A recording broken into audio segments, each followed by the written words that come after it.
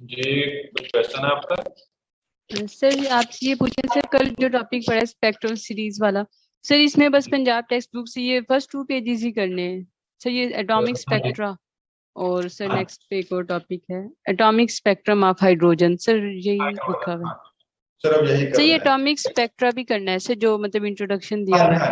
हाँ जी, हाँ जी, कर लें। सही, सही है ठीक सर। है, सर इसके बाद कुछ भी नहीं करना सर, ये बोहर मॉडल है ये बाकी। कुछ भी नहीं, इसमें कुछ भी नहीं करना होगा। शुक्र है, ठीक है सर।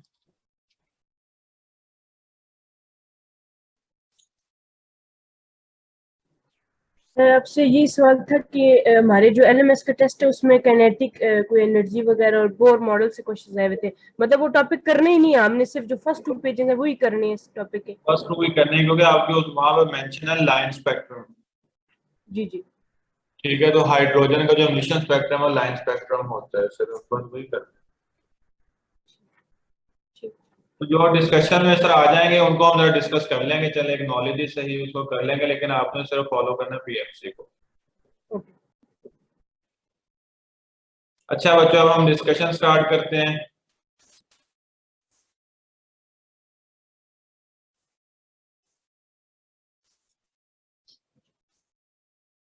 बच्चों आप सबको पेज नजर आ रहा है?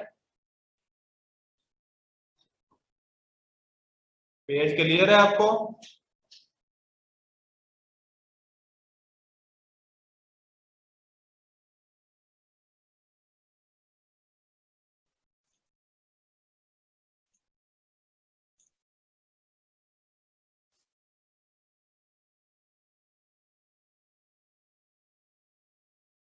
अब ठीक है?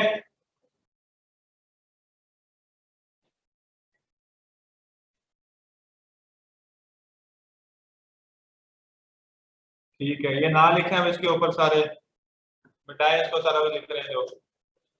अच्छा जी, और मिटा दें इसको, ये एस भी मिटाएं किसने लिखा है?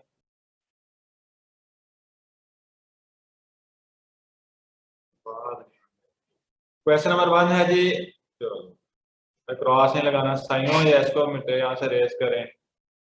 If current is pass in a spring with the weight hang on it then spring, जब भी करंट स्प्रिंग में से पास करेगा स्प्रिंग हमेशा कंप्रेस होगा, क्योंकि स्प्रिंग के जो लूप्स होते हैं, हर लूप में जो करंट की डायरेक्शन है सेम है। अगर वायर में करंट एंटर हुआ है क्लॉकवाइज तो हर स्प्रिंग में क्लॉकवाइज होगा, तो हर दो स्प्रिंग में क्लॉकवाइज होगा, हर दो स्प्रिंग में करंट की डायरेक्शन सेम होगी।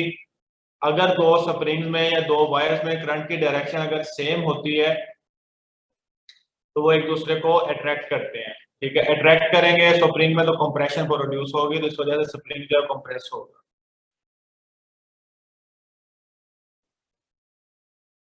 अनम्यूट अभी नहीं मैंने करना, कहा 30 एमसीक्यू के बाद करूंगा, इसको मिटाएं सारे। ये अगर आप लोगों ने काम करना है ना, ये दोबारा स्क्रीन पे कुछ लिखा तो मैंने यहाँ पे डिस्कशन शुरू करवा देनी है बोर्ड पे, मेरे पास वो हार्ड फॉर्म में भी है, तो मैंने वहां शुरू करवा देनी है, बाद में रोते रहिएगा। मिटाएं इसको, दोबारा नहीं लिखना किसी ने। क्वेश्चन नंबर 2 है, charge particle moving in magnetic field experience है रिजल्टिंग फोर्स। मैग्नेटिक फोर्स जो है चार्ज पार्टिकल को सर्कल में मूव करवाती है, अगर परपेंडिकुलर आ रहा है। ठीक है, जब सर्कल में मूव करवाएगी तो रिजल्टेंट फोर्स जो है वो मैग्नेटिक फोर्स है, वो हमेशा चार्ज पार्टिकल की वेलोसिटी के परपेंडिकुलर होगी। If a proton is projected in a direction perpendicular to uniform field, ठीक है, what will happen to the proton and electrons. अगर वो मूव कर रहे हैं along the line of force. ठीक है बच्चे, ये आप लोग क्या कर रहे हैं?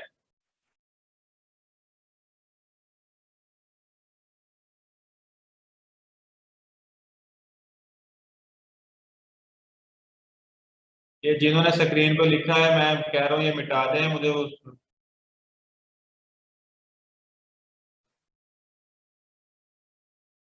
ये तो मैंने ये बोर्ड पे करवानी है या मैंने यहाँ बोल के चले जाना है, मैंने किसी से बात को क्वेश्चन नहीं करना, ये मिटाएं जो कुछ लिखा हुआ है आप लोगों ने स्क्रीन पे।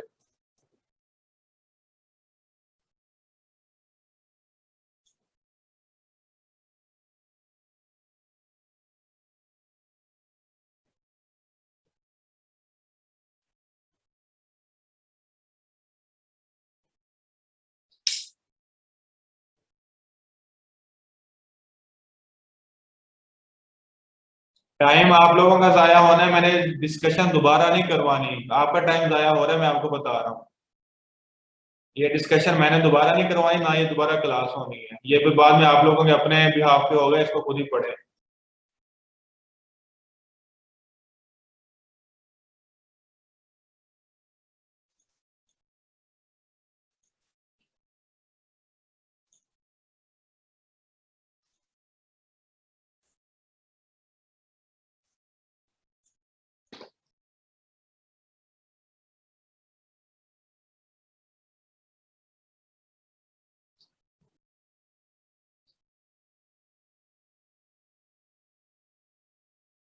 ये डिस्कशन मैं बोर्ड पे करवाता हूँ, ऐसा आप लोगों बात ही ना, इतना कुछ लिखी जा रहा है, मुझे समझ नहीं आ रही।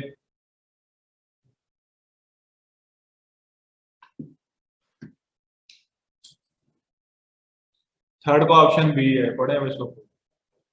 फोर्थ है, charge particle moves with velocity in a uniform magnetic field, magnetic force experienced by the particle.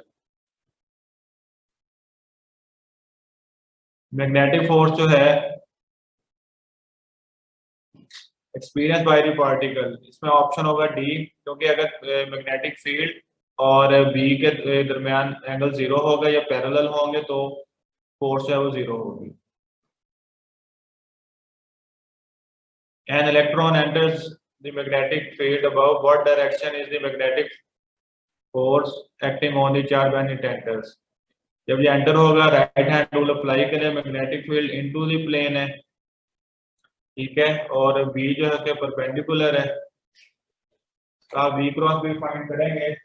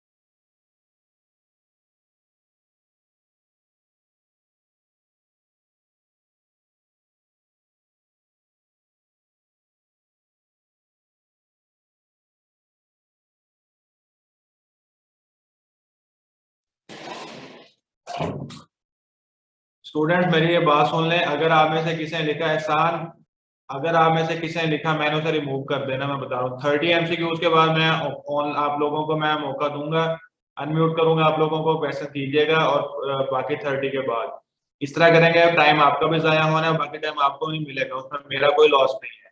दोबारा अगर किसी ने इसके ऊपर कुछ लिखा तो मैंने, मुझे सामने नाम आ रहा है तो मैंने उसे रिमूव कर देना है, बेशक वो कोई भी स्टूडेंट हो। क्वेश्चन नंबर 5 में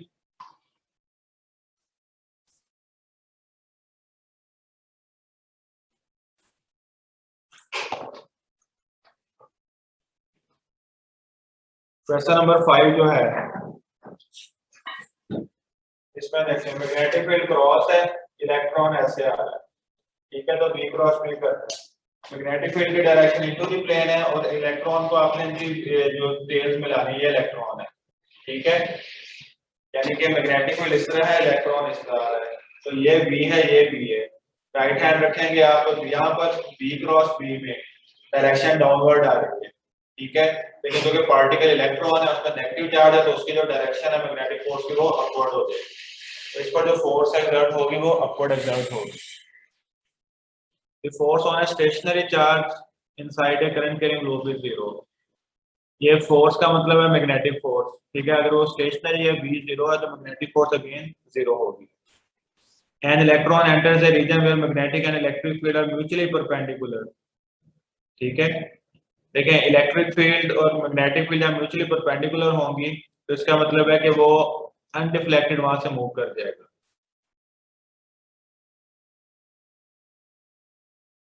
Question number 8. If charge particle is moving with velocity v, the force on a particle will be maximum when? Magnetic force जो है चार्ज पार्टिकल को उस वक्त मैक्सिमम होती है जब एंगल 90 डिग्री होगा, ठीक है। Question number 9. When a charge particle moves in a uniform magnetic field, जब वो यूनिफॉर्म मैग्नेटिक फील्ड में मूव करेगा, ठीक है, तो देखेंगे मैग्नेटिक फोर्स है उसके डायरेक्शन को चेंज करना है। तो डायरेक्शन को चेंज करने का मतलब है कि उसकी वेलोसिटी चेंज होगी, मोमेंटम चेंज होगा, उसकी एनर्जी जो है वो चेंज नहीं होगी, ठीक है। तो इसलिए इसका D option. A coil having 500 square loop, each of side 10 centimeter is placed normal to a magnetic field which increases at a rate of 1 Tesla induced EMF, ठीक है। तो EMF का फॉर्मूला भी यहाँ पर अप्लाई करेंगे, फैराडेज लॉ।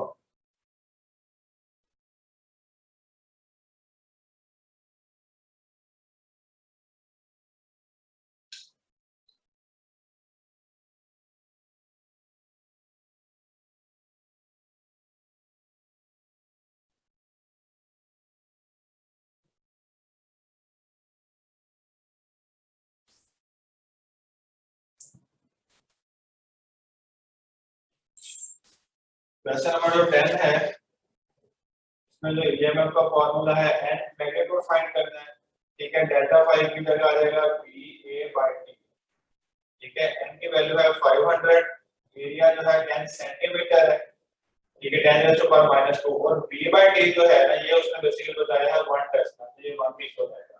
आगे इसको सॉल्व करें, ठीक है। तो ये देखें, आगे इसको आप लोगों ने मैथमेटिकली सॉल्व कर लेना है। ये 10 सेंटीमीटर है साइड, ठीक है। तो एरिया जो है वो 10 × 10 हो जाएगा। V/T 1 मल्टीप्लाई बाय एक साइड एरिया, एक साइड 10 सेंटीमीटर है तो उसका एरिया 10 × 10, ठीक है, इनटू हो जाएगा सेंटीमीटर। तो ये आ जाएगा 10⁻⁻⁴।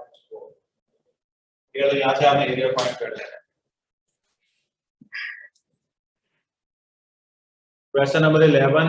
ए metallic ring with A cut, एक मेटालिक रिंग है, उसको वो कट लगा हुआ है और उस पर जब मैग्नेट फॉल करता है तो एक्सेलरेशन ऑफ द मैग्नेट क्या होगा। ये केस मैंने लेंस लॉ में आपको सॉल्व करवाया था कि अगर एक रिंग है, इस तरह का कट है, ठीक है, ऊपर से मैग्नेट आ रहा है, इस मैग्नेट की वजह से इसमें मैग्नेटिक फ्लक्स चेंज होगा, EMF इंड्यूस होगी, लेकिन क्योंकि सर्किट कंप्लीट नहीं है तो करंट जो है पूरी तरह से फ्लो नहीं कर पाएगा। जब करंट फ्लो नहीं करेगा तो कोई ट्रैक्शन रिपल्शन नहीं होगी, तो मैग्नेट का जो है वो एक्सेलरेशन g के इक्वल होगा, यानी फ्री फॉर्म होगा।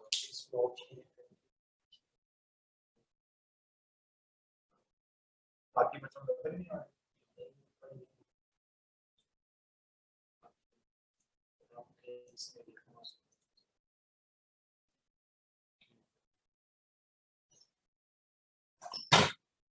क्वेश्चन नंबर 11 जो उसका ए ऑप्शन होगा। If angular speed of rotation of an armature of alternating current generator is doubled, then induced electromotive force. तो उसमें हमने पढ़ा था कि जो induced force है मैक्सिमम वो होती है NA/V⍵, ठीक है। तो इसका मतलब ये है कि अगर एंगुलर स्पीड को डबल करेंगे, अगर ये डबल करेंगे बाकी सारी कांस्टेंट है, तो EMF जो है ये 2 टाइम्स होते हैं, ठीक है। तो मैक्सिमम EMF 2 टाइम्स इंक्रीज कर देगा।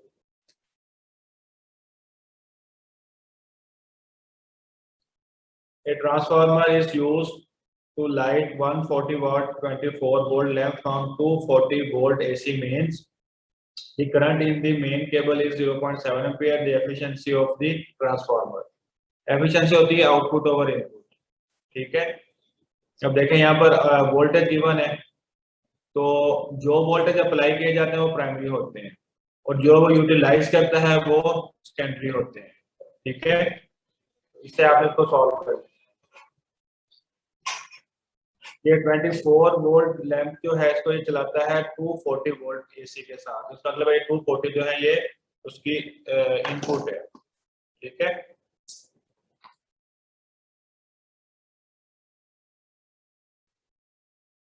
उसके बाद question number 14, primary winding of a transformer has 500 turns, NP है और सेकेंडरी भी गिवन है। Primary is connected to an AC supply of 20 volt, secondary will have an output।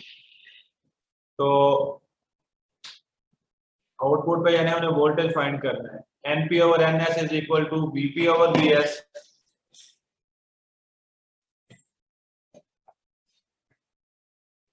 NP over NS is equal to VP over VS। ठीक है, तो secondary voltage आपने यहाँ से फाइंड करना है। और फ्रीक्वेंसी जो है ट्रांसफार्मर जो है वो फ्रीक्वेंसी को चेंज नहीं करता, इसका मतलब है कि फ्रीक्वेंसी जो है वही रहेगी जो पहले थी। Question number 15, in a circuit there will be a non-zero reading in galvanometer। galvanometer में नॉन, देखें हम दो वायर्स हैं, एक में करंट पास करेगा तो दूसरी में ईएमएफ इंड्यूस होगी चेंज होने से। इसका मतलब है कि galvanometer की रीडिंग जीरो उस वक्त होगी जब सर्किट जो स्विच है वो ओपन होगा। ठीक है,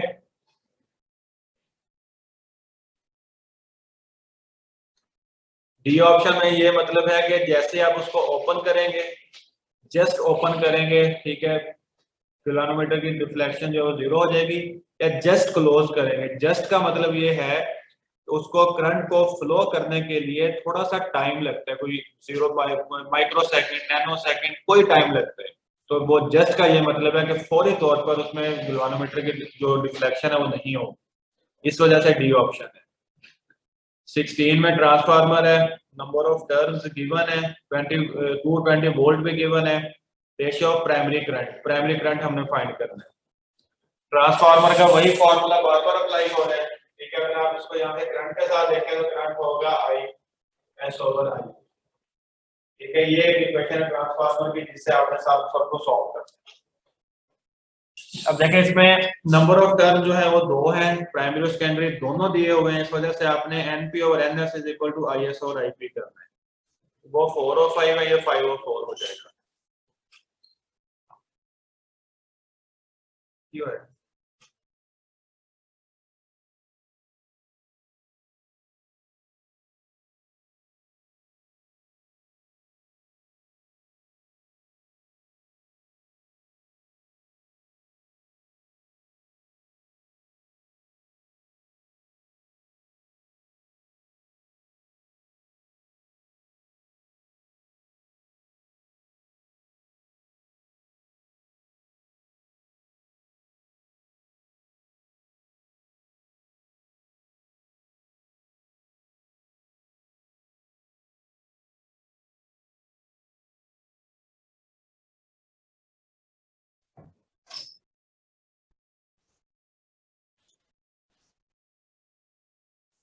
तो हाँ जी, अस्सलाम वालेकुम सर। वालेकुम सलाम। सर ये टेस्ट ही डिफरेंट है, हमने जो LMS पे सोल्व किया है उससे। तो कब से हैंड रेस किया हुआ है कि आप देख रहे हैं? सर इसीलिए मुझे ये नहीं पता था कि आप इसलिए हैंड रेस कर रहे हैं, वो जो इतनी हरकतें कर रहे थे मैं उससे तंग आ गया, मैं सबको अनम्यूट किया हुआ था। जी सर, वो पता नहीं कौन थे। उनको रिमूव किया, दो स्टूडेंट से पता नहीं या इस तरह करके नाम आ रहे थे, उनको निकाला है। तो ये वाला आपने टेस्ट सॉल्व नहीं किया वहां पर? सर ये टेस्ट नहीं है, डिफरेंट क्वेश्चंस हैं वहाँ पे। लेकिन मतलब ये क्वेश्चन नहीं है, ये टेस्ट हमने सॉल्व नहीं। बाकी जो मैं आपको डिस्कशन करवाता हूँ उनमें तो नहीं कभी कोई आपको ऐसा लगा? नहीं सर, नो सर, सिर्फ ये टेस्ट है। बाकी तो सेम ही होता है।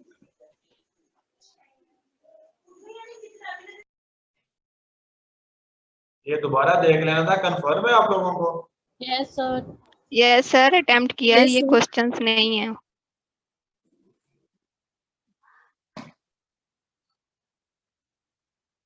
आप उसके जो पहले एमसीक्यूज है ना, कोई 3-4 उसके कोई स्क्रीनशॉट लेके मुझे सेंड कर सकते हैं? स्क्रीनशॉट ले नहीं जाती है। एलएमएस से नहीं होता स्क्रीनशॉट। ये स्क्रीनशॉट ना ले, वैसे तस्वीर बना ले। सर मोबाइल एक है।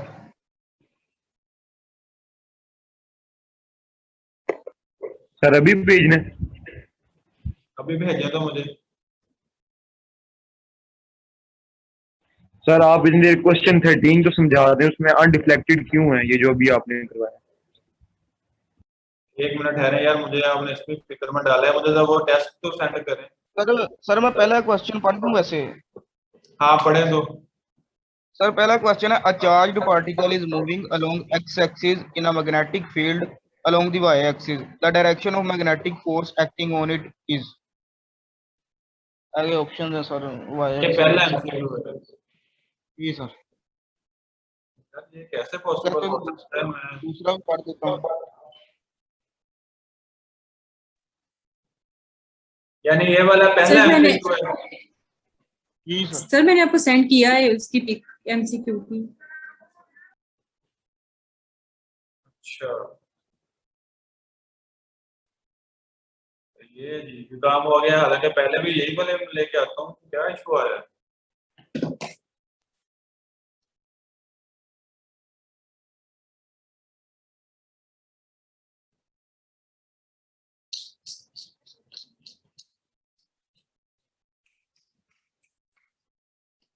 चलो जी। सर ये जो टेस्ट है ना, वो वैसे जो पहले आप टेस्ट करवाते हैं उसके हर पेज के एंड पे लिखा होता है 10 जून वाला मतलब कि सेशन, तो इसमें शायद वो नहीं लिखा, इसमें लिखा है ए सीरीज लिखा है गालबन। इसमें कहाँ पे? सर वो हर पेज के मतलब ये जैसे फिजिक्स एनएमडी कैट ए सीरीज, तो वो उसमें लिखा होता है 10 जून मतलब। जी सर, ऐसे होता।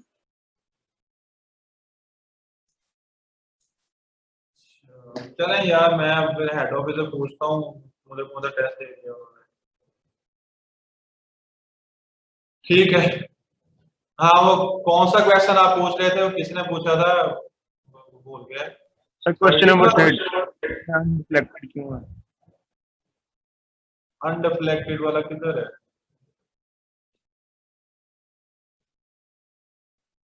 An electron enters a region where magnetic and electric field are mutually perpendicular, then ये वाला।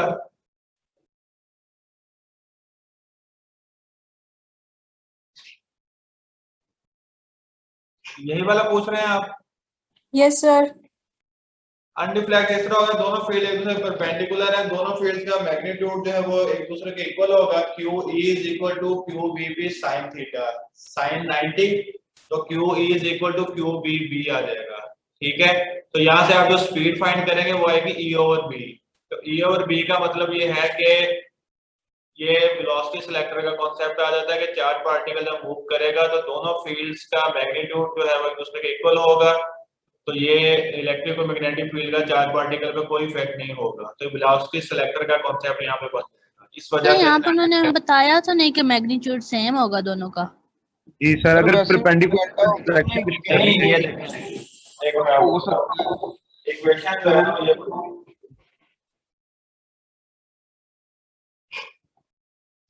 ठीक है, मैग्नीट्यूड का न्यूमेरिकल वैल्यू के सेम हो सकती है, E और B का मैग्नीट्यूड सेम तो नहीं हो सकता ना, यानी मैग्नीट्यूड की स्ट्रेंथ और डिफरेंट हो सकती है, वैल्यू जो सेम होगी। वैल्यू अगर हम सेम रखते हैं, ये मैग्नेटिक फील्ड परपेंडिकुलर है तो ये आ जाएगा QBB के इक्वल। ठीक है, इलेक्ट्रिक फील्ड मैग्नेटिक फील्ड के यूनिट्स डिफरेंट है, इनकी स्ट्रेंथ जो है मैग्नीट्यूड डिफरेंट हो सकते हैं, स्ट्रेंथ का सेम हो सकती है। Q से कैंसिल, तो यहां से बनेगा E over B, ये फार्मूला।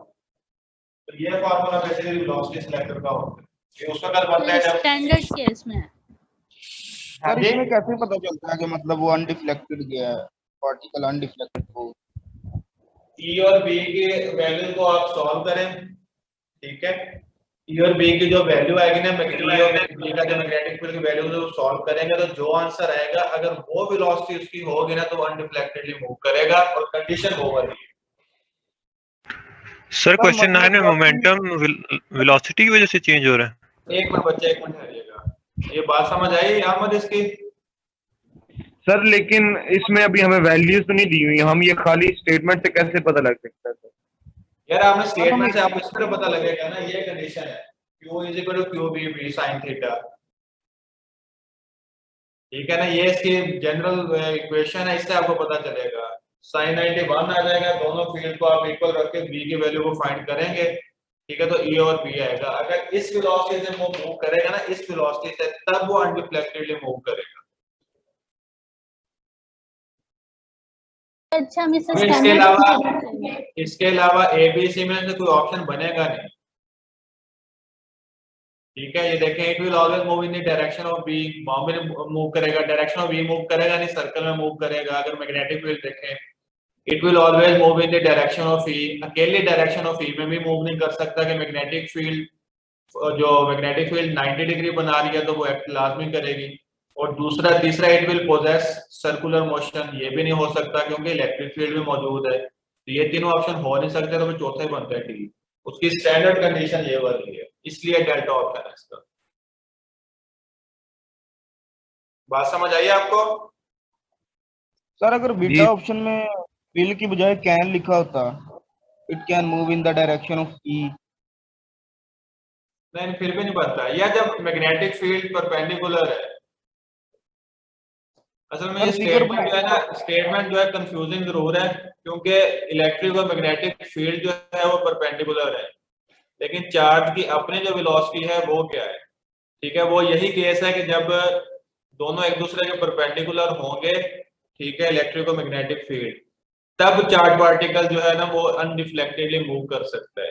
ये एक स्टैंडर्ड कंडीशन है इसकी। सकते हैं आप जी डायग्राम के जरिए समझा सकते हैं? डायग्राम इसको आप यूं समझ लें कि इलेक्ट्रिक फील्ड अगर इस तरह है, ठीक है, और मैग्नेटिक फील्ड जो है वो इस तरह है, ठीक है, परपेंडिकुलर है, तो चार्ज पार्टिकल इस तरह एंटर होता है कि इलेक्ट्रिक मैग्नेटिक दोनों फील्ड्स के साथ 90 डिग्री का एंगल बनाता है। मैग्नेटिक फील्ड के साथ अगर 90 डिग्री का एंगल है, ठीक है, यानी मैग्नेटिक फील्ड इस तरह है, मैग्नेटिक फील्ड इस तरह है, इस तरह चार्ज पार्टिकल इस तरह जा रहा है, ठीक है, इस केस में अगर ये 90 डिग्री हो जाएगा तब ये कंडीशन बनेगी। सर मैग्नेटिक फील्ड वहां से भी तो स्टार्ट हो सकती है ना जहां से चार्ज पार्टिकल आ रहा है, मतलब लेफ्ट से राइट, मतलब लेफ्ट पे नॉर्थ पर है। नहीं, मैग्नेटिक फील्ड का चार्ज पार्टिकल के परपेंडिकुलर है। सर इसमें ये होता है ना, force due to magnetic field is equal to force due to electric field, फिर तब वेलोसिटी सिलेक्टिव काम करता है। फोर्स का कांसेप्ट इसमें आ जाता है ना, सर ऐसा सिलेबस में तो नहीं है, वो सिलेबस में नहीं है। 7 में सिर्फ ऑप्शन आपका बनता ही डी है। अहमद आपने जो बात की ना राइट से लेफ्ट या लेफ्ट से राइट, उसमें ये बी और बी के दरमियान एंगल 0 डिग्री हो जाएगा, फिर उसमें मैग्नेटिक फील्ड एक्ट ही नहीं करेगी, उसमें सिर्फ बी का ऑप्शन बनेगा, वो केस बन जाएगा जो आप बात कर रहा हूं, मतलब वो हो तो ठीक है सर, लग गई है समझ। ठीक है, चलें यार इसको अब मैं बंद करता हूँ फिलहाल, यही कर सकते हैं, कुछ आगे टॉपिक पढ़ लेते हैं 10 मिनट। सर क्वेश्चन नंबर 5 एक बार समझाइए। इसको यार छोड़ दें, अब आपने क्या करना है इसको, ये आप रिवीजन तो हो रही है, आगे कंटिन्यू करते हैं। ये जो टाइम इस पर लगाना है वो हम अगला लेक्चर पढ़ लेते हैं, उसका कोई पार्ट पढ़ लेते हैं, क्या है, ऐसे नहीं सही? देख लें सर, मर्जी आप, क्योंकि डिस्कशन तो आपकी अब दोबारा करवानी है मैंने, बजाय इसके कि टाइम यहाँ पे लगाइए, मैं वैसे आप लोगों को सेंड कर दूंगा, पढ़ लीजिएगा, अगर प्रॉब्लम हो तो डिस्कस कर लीजिएगा मेरे साथ।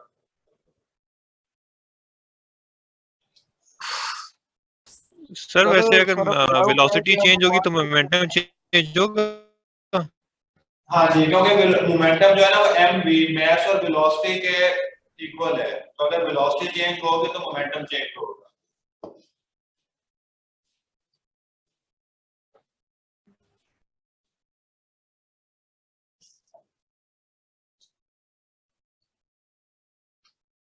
टाइम कितना है?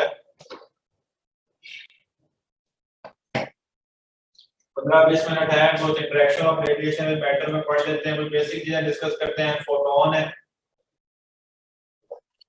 ठीक है, इसे packet of energy, bundle of energy या क्वांटम ऑफ लाइट कहते हैं जी। सर वो लैम्डा मैक्सिमम वाला फार्मूला आप कैसे कंफर्म कर देंगे? एक मिनट दोबारा बोलें, क्या कह रही हैं? सर कल वो जो फार्मूला रहेगा तो लैम्डा मैक्सिमम वाला वो कंफर्म कर दें।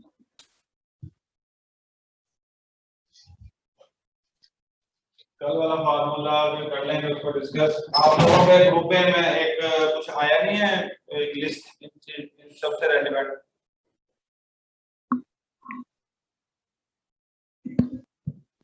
उसमें मैंने सारी वैल्यूज लिखी थी, वो वैल्यू से आपको वेरीफाई हो जाने हैं सारे। लिस्ट आई है आप लोगों के ग्रुप में? नो सर नहीं आई। आई थी सर। यार वो ना सेंड कर, वो जो डिस्कस वो सेंड कर दें। मैंने ना ये सारी लाइमन बातों की मैक्सिमम मिनिमम उनकी रेशियो की एक लिस्ट है मेरे पास, वो ग्रुप में थी तो वो मैंने सेंड की थी, वो उससे आपको सारा वेरीफाई हो जाए। तो वो मैंने सेंड की थी कुछ स्टूडेंट के साथ, आपको भी की थी, या जो जो है ना उनको आप सेंड करते हो ग्रुप में आगे शेयर करते हैं ताकि वहां से आपको ना क्लियर हो जाए। ठीक है, photon basically packet of energy है या बंडल ऑफ एनर्जी है या क्वांटम ऑफ लाइट है। ठीक है, इसका सबसे पहले कॉन्सेप्ट दिया था, एक मिनट,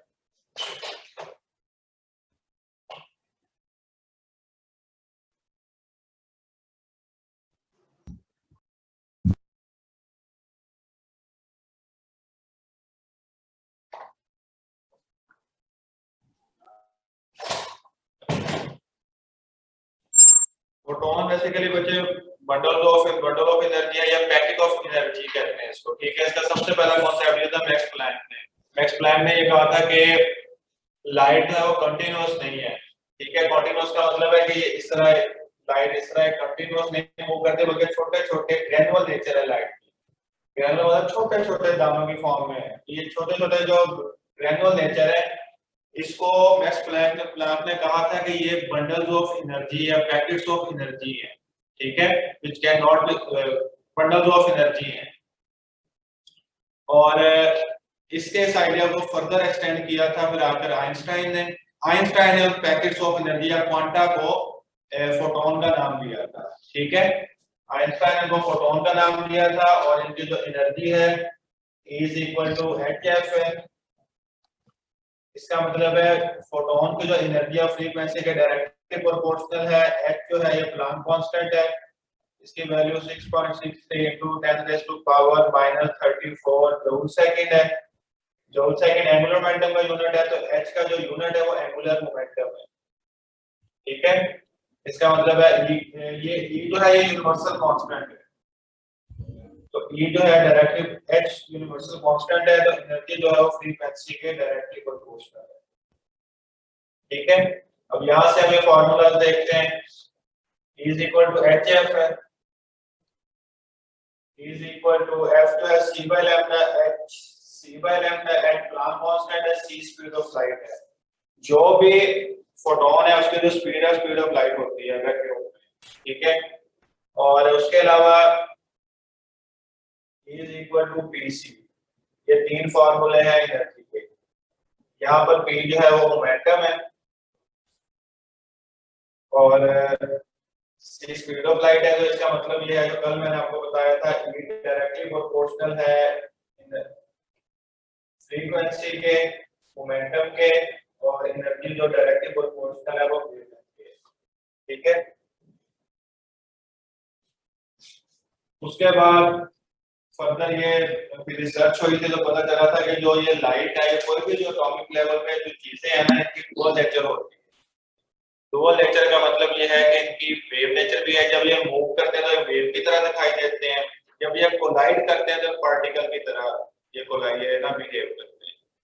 तो इनकी डुअल नेचर होती है। वो डिब्रोई एक साइंटिस्ट था जिसने ये डुअल नेचर का कॉन्सेप्ट दिया था कि जो पार्टिकल इनकी डुअल नेचर होती है जब ये मूव करते हैं। ठीक है, एक इलेक्ट्रॉन है ना, फॉर एग्जांपल मैं कहता हूं एक इलेक्ट्रॉन को अपने जब आता हुआ देख रहा हूं तो वो एक इलेक्ट्रॉन एक बॉल की तरह आता हुआ दिखाई नहीं देगा, वो एक वेव की तरह मुझे आता दिखाई देगा, लेकिन जब वो आगे मेरे साथ कोलाइड करेगा तो एक बॉल की तरह लगेगा मुझे।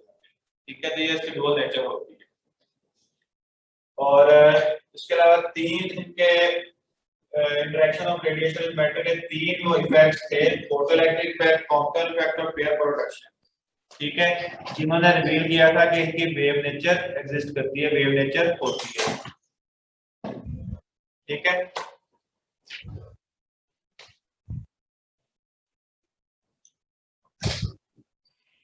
और sir photo electric effect, component effect और ये पेयर प्रोडक्शन ये वेव नेचर को बताते हैं या पार्टिकल नेचर? पार्टिकल नेचर को, पार्टिकल नेचर। मैंने क्या कहा सर आपने वेव नेचर कहा। पार्टिकल नेचर को बताते हैं, बाद डिस्कस करना है। यहाँ पर हम डिस्कस करेंगे, टाइम 10 मिनट है, कॉम्पोनेंट इफेक्ट डिस्कस कर लेते हैं। ठीक है, पेयर प्रोडक्शन दूसरा जो नेक्स्ट डिस्कस करेंगे। ठीक है, इसने रिवील किया था पार्टिकल नेचर ऑफ लाइट को।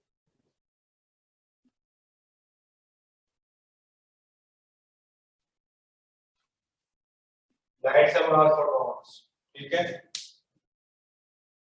उसमें यह था कि इसने एक हाई एनर्जी की रेज ली थी।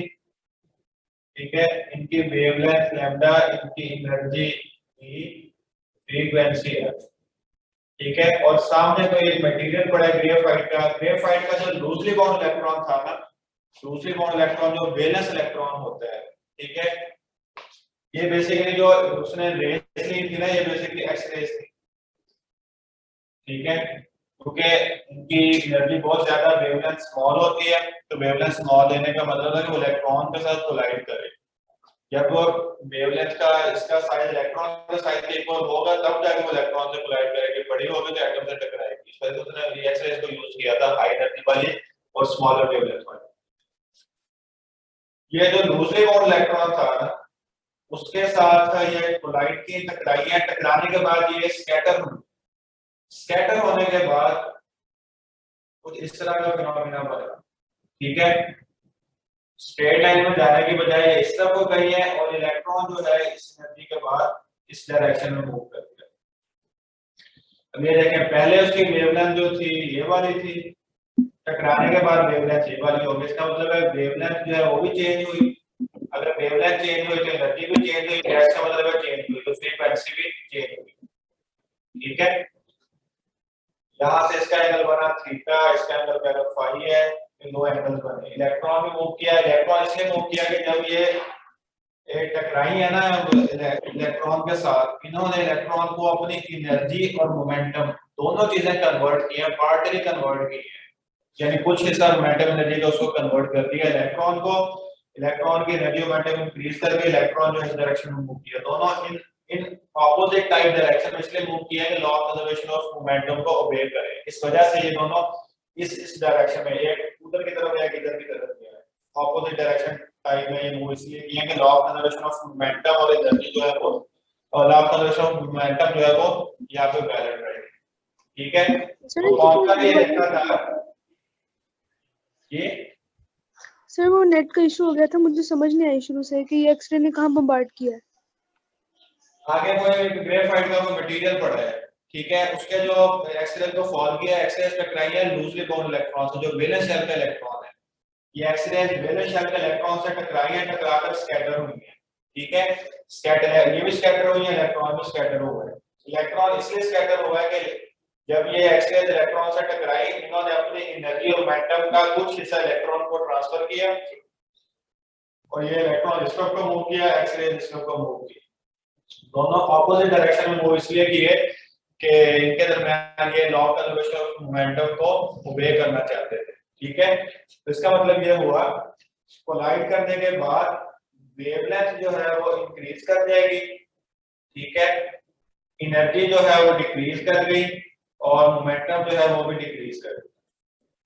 ठीक है, आफ्टर कोलिजन वेवलेंथ जो है वो चेंज हो गई, एनर्जी भी चेंज हो गई, फ्रीक्वेंसी भी चेंज हो गई। बेसिकली हुआ क्या, वेवलेंथ जो है वो डिक्रीज हो जाएगी, बनने के बाद इनकी वेवलेंथ इंक्रीज कर जाएगी, एनर्जी और फ्रीक्वेंसी जो डिक्रीज करेगी, और जो डेल्टा लैम्डा है कॉम्पटन शिफ्ट ये होगी लैम्डा डैश माइनस लैम्डा, क्योंकि लैम्डा डैश वेवलेंथ इंक्रीज कर गई है। h over m naught c, a Planck constant, c speed of light, m is particle का जो मास है, ठीक है, into 1 minus cos of theta, ठीक है। ये ब्लेड इलेक्ट्रॉन से टकराकर स्कैटर होकर निकलेंगे तो क्या एंगल होगा इलेक्ट्रॉन और स्नेक के दरमियान, ठीक है सर ये चेंज लैम्डा का बता रहे हैं आप? क्या कह रहे हैं? चेंज इन वेवलेंथ का बता रहे हैं सर आप? हाँ जी, वेवलेंथ इंक्रीज हो जाएगी ना, तो इसका मतलब है कि लैम्डा डैश माइनस लैम्डा ये कॉम्पोनेंट शिफ्ट है सर, ठीक है। अगर आप फ्रीक्वेंसी में देखना चाहते हैं तो ये हो जाएगी 1 over f dash minus 1 over f, ठीक है। लैम्डा ये होता है ना c equal to f lambda, तो lambda equal to c by f, c से कैंसिल हो जाएगा। एक मिनट, पहले मैं एक मिनट इसकी एक दो वैल्यू चीजें आपको बता दूं। ये जो h और m नॉट c है, ठीक है, इसकी जो डायमेंशन है वो लेंथ के इक्वल है, लेंथ है यानी कि इसका जो यूनिट है वो मीटर है, ठीक है। और ये cos थीटा में इसका मतलब ये है कि मैक्सिमम शिफ्ट जो है उस वक्त आएगी, ठीक है, जब इलेक्ट्रॉन और फोटोन के दरमियान एंगल 180 डिग्री का बनेगा, यानी कि ये इलेक्ट्रॉन है, ये फोटोन है, फोटोन इससे कोलाइड करने के बाद वापस आ गया, ठीक है। इस केस में जो डेल्टा लैम्डा है वो मैक्सिमम होगा, ठीक है। इसमें ये याद रखिएगा कि m नॉट बेसिकली जिससे इसमें टकराना है उसका मास है। ये इलेक्ट्रॉन से टकराएगी ना तो इलेक्ट्रॉन का जो मास है वो काफी कम होता है, ये m नॉट बेसिकली इलेक्ट्रॉन का मास होता है, ठीक है। अगर लॉन्गर वेवलेंथ होगी वो इलेक्ट्रॉन के साथ कोलाइड नहीं कर पाएगी, जब इलेक्ट्रॉन के साथ कोलाइड नहीं करेगी एटम के साथ कोलाइड करेगी, जब एटम के साथ कोलाइड करेगी तो ये जो वेवलेंथ शिफ्ट है इसकी वैल्यू बहुत स्मॉल हो जाएगी, इतनी स्मॉल होगी कि वो हमें ऑब्जर्व नहीं होगी, ठीक है। m जितना ज्यादा होगा डेल्टा लैम्डा उतना कम होगा। इसका मतलब है कि ये जब एटम से जब ये कोलाइड करेगी, ठीक है, उस वक्त डेल्टा लैम्डा इतना ऑब्जर्वेबल नहीं होगा, ये उस वक्त ऑब्जर्वेबल होगा जब ये इलेक्ट्रॉन छोटे पार्टिकल के साथ कोलाइड करेगी या टकराएगी। Sir, ji what did you say about the frequency? 1 second मैं आपको बताता हूँ, एक मिनट। ये इसलिए मैं वैल्यू आपको लिखवा दूंगा h और m नॉट c की।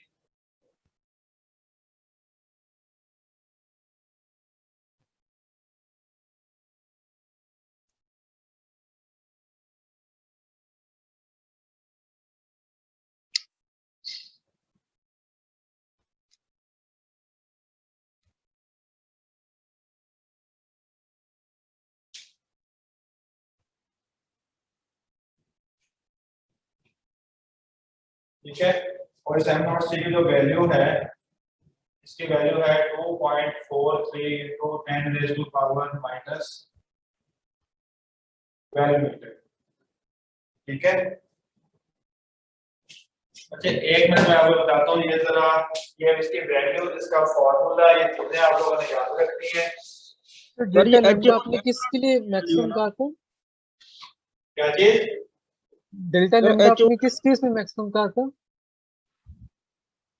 180 डिग्री पर, जब ये फोटोन इलेक्ट्रॉन से टकरा के वापस आ जाए, ठीक है, जैसे वो न्यूक्लियस की डिस्कवरी में हुआ था, अगर वो केस बनता है तो डेल्टा लैम्डा जो है वो मैक्सिमम होगा। सर ये 2.43 वाली वैल्यू h और m नॉट c इस पूरे की है? हाँ जी, कैसे ही है ना है ये सर, ठीक है पढ़ाइए। ये बेसिकली मास इलेक्ट्रॉन का है ना। जी सर। तो सर c इसमें क्या स्पीड ऑफ लाइट? हाँ जी, स्पीड ऑफ लाइट है। एट विच एंगल, एक एमसीक्यू आपको बताता हूं, एक वो याद रख लें।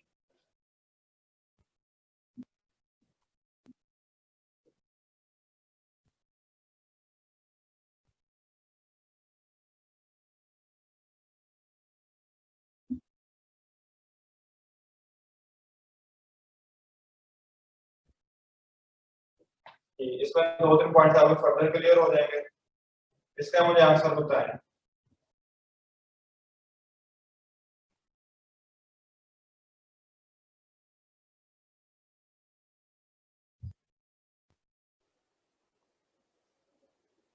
बीटा ठीक है, और कोई 180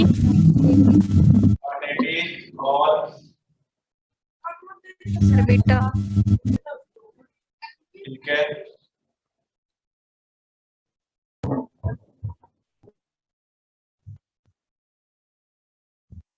और कोई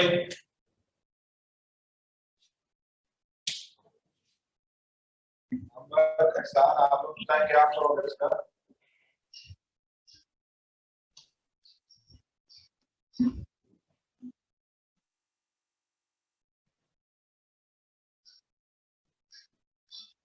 बीटा वेरी गुड।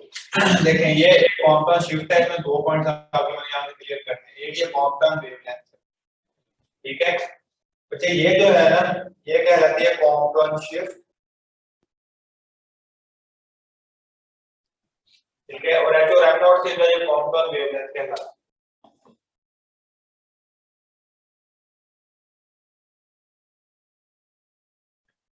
बात समझ आई?